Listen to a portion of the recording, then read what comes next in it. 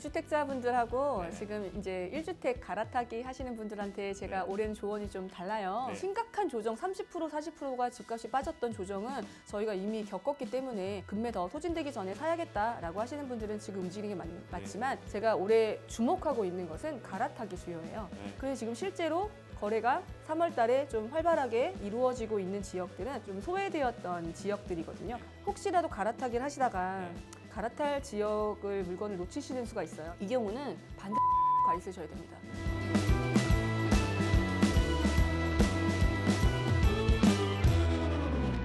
(4월) 총선을 앞두고 부동산 경기에 대한 관심이 높아지고 있습니다. GTX와 재건축 등 다가올 호재들이 정말 부동산 시장과 집값에 좋은 영향을 줄지 한번 살펴보겠습니다. 월천재테크 이주현 대표님과 함께합니다. 안녕하세요. 안녕하세요. 반갑습니다. 요즘 또 뭐 총선도 있지만 부동산 시장에서 가장 핫한 것은 GTX가 아닐까 싶습니다. 3월 30일 날 첫 운행을 시작하는데 이 호재를 두고도 또 의견이 굉장히 엇갈리고 있습니다. 저는 좋다고 보는데 또 나쁘게 보는 분들도 있더라고요. 그래서 신고가 거래도 나오고 이렇게 하면서 또 투자에 신중해야 된다 이런 의견들도 있는데 GTX와 부동산 영향 어떻게 보고 계십니까? 예전처럼 그 다주택자를 허용하는 이런 정책이 있었다면 아마 GTX 호재도 굉장히 뜨거운 이슈로 막 뜨거웠을 겁니다. 사실 굉장히 화려하게 발표한 거에 비해서는 결과가 혹은 반응이 좀 뜨뜻미지근했던 것도 사실이고요. 사실 뭐 A부터 Z까지 나온다 막 이렇게 농담이 나올 정도로 보셨어요? 짤로 제주도까지 이제 연장되는 노선 혹은 일본까지 연장되는 노선 이런 것들이 우스개로 나올 정도로 너무 많은 GTX들을 발표를 남발을 했었는데요. 핵심 잡게 C 쫙 발표, D 쫙 발표 좀 이렇게 스포트라이트를 받을 수 없게 좀 한 번에 발표한 게 좀 아쉬웠다. 두 번째는 예전 같으면 이렇게 호재 듣고 투자하시는 분들이 뛰어가서 사기에는 여러 부동산 정책들이 좀 메리트가 없다 보니 이분들이 좀 주춤했다 이런 의견들을 보일 수 있고요. 어쨌든 간에 서울 중심으로 가는 교통 노선이 생긴다는 것은 그 지역엔 호재가 많습니다. 근데 이 호재를 가려서 봐야 되는데요. GTX 개통 후에 교통이 굉장히 많이 호전이 돼서 거기까지 가는 시간이 압축적으로 단축이 되는지 아니면 원래도 좋았어. 근데 한 개 더 그냥 숟가락 얹는 거야. 그러면 조금 약간 반응이 뜨뜻미지근하겠죠? 아니면 개통을 했는데 아이고 그거 불편하고 지하철까지가 내려가고 막 비용도 비싸가지고 그냥 옛날에 타던 그냥 광역버스 한 번에 타고 가는 게 편해. 이러면 GTX 개통 효과가 좀 미비할 것이고 이렇게 나눠서 보면 되는데요. 생각보다 운행 횟수가 많습니다. 그거를 좀 눈여겨 보셔야 되는데 지금 이제 수서, 동탄 이쪽에 이제 새로 수지 뭐 이런 쪽에 충원되는 GTX들 같은 경우는 기존 노선하고 병행해서 운행하는 노선이 있기 때문에 운행 횟수가 생각보다는 많진 않지만 기존에 다니던 노선들이 있으니까 사실 영향이 크진 않을 거고요. 반대로 이제 올 하반기나 여름쯤에 오픈할 이제 반대쪽 파주 방면 같은 경우는 굉장히 좀 지역에서는 호재로 받아들이실 거예요. 지금 현재 다니기가 좀 많이 불편하시고 이제 시내까지 나오는데 어려움이 있었다면 지금은 바로 서울까지 진입하는데 짧게 진입할 수 있고 횟수도 차량 횟수가 굉장히 많거든요. 그래서 좀 기대할 만하고 전용 차선으로 또 움직입니다. 이런 것들은 조금 눈여겨볼 만하고요. 반대 영향이 있는데요. 뭐 신문 기사에는 뭐 GTX 때문에 영향이 있어서 막 거래가 되고 막 갭 투자가 이어졌다라고 해서 동탄 언급을 많이 하셨는데 동탄은 사실 GTX는 밥숟가락 얹은 거고요. 제가 보는 분석은 동탄 같은 경우는 실수요자, 그러니까 월급이 탄탄하신 실수요자들이 거주하시는 그런 거주 지역에서 그것도 선호하는 거주 지역이고 동탄은 사실 가격 조정이 좋았기 때문에 실수요자분들한테는 지금 메리트를 느낄 만한 그런 가격대였는데 최근에 금리가 약간 조정되거나 이 신생아 특례 대출을 활용해서 이용할 수 있었던 분들은 좀 주택 구매에 가담한 것이 아닌가라고. 왜냐하면 GTX 효과가 있으려면 동탄만 이렇게 오르면 안 되고요. 나머지 GTX 발표한 곳들도 같이 뜨거웠어야 되는데 다른 지역들은 다를 게 없는데 뭐 이렇게 뜨거웠던 게 없거든요. 그래서 A는 영향이 좀 있다. 없진 않다라고 판단이 되는데 동탄이 유독 뜨거웠던 것은 실거주 분들이 금매를 좀 소진해줬다. 그런 움직임, 유동성 풀린 얘기도 해드렸잖아요. 그런 영향이 있었다. 그냥 GTX 밥숟가락 얹었다 이렇게 보고요. B하고 C는 사실 지금 아직 가시화가 되지 않았기 때문에 영향이 좀 미미했다 이렇게 평가를 하고 있습니다.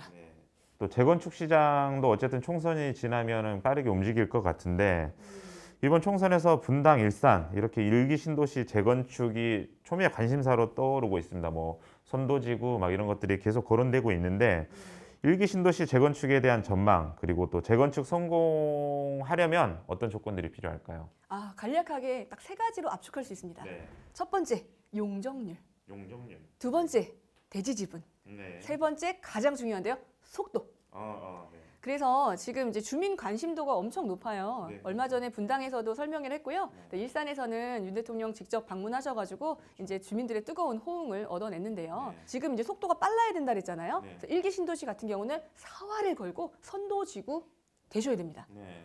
무조건 선도지구가 되셔야 뭔가의 좀 인센티브도 받고 좀 혜택도 받으면서 진행이 될 것으로 보이고요. 이제 실질적으로 사업이 진행이 되려면 희망과 기대감을 걷어내는 것은 사실 사업성입니다. 네. 주판을 두들기다 보면 이제 분담금 이야기도 나오고요. 이제 이주 시기 때 여러 가지 이제 이야기들이 실질적인 내가 이거를 팔고 몇 평을 받을 것인가. 지금 이제 가장 큰 걸림돌은요. 건축비가 인상된 거예요. 그렇죠. 그러면 조합에 굉장히 큰 부담을 주거든요. 네.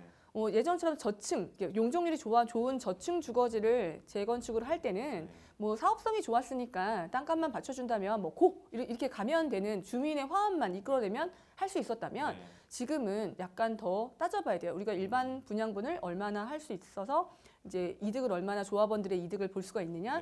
실거주 하시는 분들은 이주해서 재건축 기간 동안 어딜 나가서 사는 것조차 부담이 될 수가 있어요. 그렇죠. 또 분당, 일산, 뭐 평촌 얼마나 살기 좋습니까? 그렇죠. 아이들 학군도 좋고요. 그러면 이제 이주 기간 동안 아이들 학교도 걱정을 해야 될 거고 거기 이사 들어가시는 분들이 인프라가 좋아서 들어갔기 때문에 재건축을 이끌어내기 위해서 넘어야 될 산들이 너무 많은 거예요. 개포의 상황을 좀 살펴봤더니 개포 2단지가 가장 빨랐는데 보면 빠른 곳이 가장 먼저 올라요. 그리고 지금 이제 뭐 개포 이제 속도가 뭐 5, 6, 7 이런데 이제 막 시동을 걸고 있잖아요. 그럼 거의 속도가 10년, 벌써 입주한 데가 있고 이제 시동을 거는 데가 있고 10년씩 차이가 나잖아요.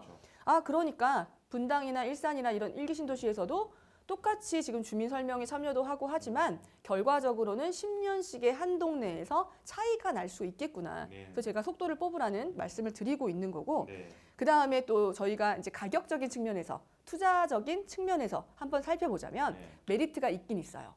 재건축은 프리미엄이 붙잖아요. 그렇죠. 재건축 프리미엄이. 일기 신도시에는 아직 재건축 프리미엄이 잘 반영되어 있지 않아요. 지금 이 선도지구 얘기가 나오고 이러면서 먼저 움직인 곳은 역세권 중심이에요. 그런데 이 재건축이라고 하는 것은 아까 세 가지가 중요하다고 했잖아요. 혹시 기자님 기억나세요? 용적률, 정답. 대지 지분, 정답. 사업성? 속도죠. 역시 속도. 기자님 다. 쌍따봉 드립니다. 그래서 이런 사업성을 보려면 용적률과 평균 대지 지분을 봐야 되거든요. 근데 이런 것들이 지금 아직 재건축 프리미엄에는 일기 신도시엔 붙어 있지 않아요. 아직까지도 아파트를 실거주로 바라본단 말이에요. 재건축 프리미엄이 붙지 않은 건 정비 계획이 확실하지 않기 때문에 아직 사업성이 안 나왔기 때문에 이제 사업성이 나와서 계산이 정확하게 들어가기 시작하면 그때부터는 대지 지분, 그다음에 이제 용적률, 그다음에 이제 주민의 속도 이런 것들을 다 반영을 해서 기본적으로는 용적률과 대지 지분에 따라서 이 가격들이 형성이 다시 재편되기 시작해요. 그런 시점들이 이제 올 거고요. 단시일은 아니겠지만 이제 착착착착 움직일 거고요. 그러면 뭐 오늘 가장 핵심적인 질문이 될 것 같은데 난 모르겠고 그래서 집을 사라는 거야 말라는 거야. 안 들을래. 무주택자분들은 뭐 저한테도 질문을 많이 하시는데 집을 사야 되냐 말아야 되냐, 올해 사야 되냐 내년에 사야 되냐 이런 질문을 굉장히 많이 하시는데 무주택자분들을 위한 조언, 따뜻한 조언 한 말씀 해주시죠. 무주택자분들하고 지금 이제 1주택 갈아타기 하시는 분들한테 제가 올해는 조언이 좀 달라요. 이제 무주택이신 경우는 무조건 타이밍을 잘 잡는 게 중요하거든요. 그래서 집값이 확 빠졌을 때 이제 이때 구매하시는 것이 좋습니다. 왜냐면 이제 구매만 하시면 되잖아요. 그래서 좀 인생의 베팅을 한번 해보셔야 되는데 지금 어차피 아주 심각한 조정 30% 40%가 집값이 빠졌던 조정은 저희가 이미 겪었기 때문에 집값이 다시 빠지더라도 정말 센 위기, 뭐 저희가 정말 IMF 같은 경제 위기나 은행이 팍팍 도산하는 이런 위기를 맞지 않는 이상 사실 금리를 내려야 되는 시점에 지금 압박을 받고 있어요. 부동산 때문에 금리를 못 내린다는 것도 사실 소가집 태우는 일이거든요. 왜냐하면 사업하시는 분들, 중소상인들 이런 분들은 사업자 대출을 더 심각합니다. 이런 분들 지금 고금리 계속 지속되면 더 버티실 수가 없어요. 그래서 이제 부동산 가계대출 때문에 이거 뭐 초과상관 진짜 초과집 태우겠다 이런 논리가 될 수 있다는 것도 당국에서 다 알고 계시기 때문에 이제 조절은 할 건데요. 지금 내가 이제 집을 이제는 좀 덜 기다리고 좀 금매 더 소진되기 전에 사야겠다라고 하시는 분들은 지금 움직이는 게 맞지만 또 뚝심이 강하신 분들이 있어요. 저는 요즘에 그 소신을 꺾기가 좀 힘들다는 생각을 많이 하고 있고 제가 올해 주목하고 있는 것은 갈아타기 수요예요. 갈아타기 수요는 사정이 다릅니다. 집이 너무 상승기에 가도 집을 갈아탈 수가 없고요. 내가 갈아타야 될 집은 껑충 오르고 내 집은 깡총 오르기 때문에 돈이 많이 들어가거든요. 이런 조정기에는 갈아탈 비용이 좀 줄어들어요. 그리고 또 하나, 작년엔 갈아타고 싶었어도 내 집이 안 팔리니까 이사를 포기할 수밖에 없어서 금리도 높고 내 집도 안 팔리고. 근데 올해의 특이점은 지금 이제 많은 톡방이 활발하게 활동을 하고 있는데 톡방이나 블로그에서 이렇게 시세 정보를 굉장히 실시간으로 알려주고 계시잖아요.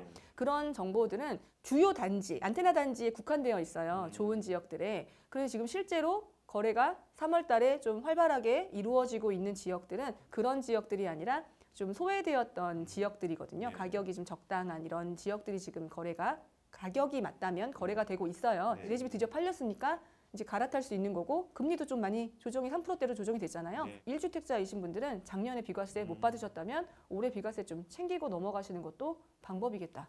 이제 한 가지 높아심에 말씀드리면 혹시라도 갈아타기를 하시다가 갈아탈 지역을 물건을 놓치시는 수가 있어요. 내 집은 팔았는데 이제 매수를 못 하시는 경우가 이제 봄 좀 넘어가면 날씨가 따뜻해지면서 발생을 할 것 같은데요. 현장이 좀 빨라지기 시작하면 항상 상급지가 먼저 움직이니까요.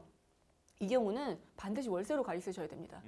그렇다고 해서 전세로 가 있으시면 다음 기회가 찾아왔을 때 전세금에 꽉 묶여있기 때문에 내 집 마련을 할 수 있는 기회를 놓칠 수가 있거든요. 반드시 기억하셨다가 월세 아까워하지 마시고 만약에 그런 상황이 바로 갈아타시면 정말 좋겠고요. 못 갈아타신다면 월세로 가 계시는 방법을 꼭 추천드리고 싶습니다. 올해 집을 사주시는 분들은 투자 목적보다는 대다수는 실거주 목적이시라고 저는 생각을 하고 사두더라도 실거주 목적이라고 보는데 이미 싸지지 않은 곳이 있고요.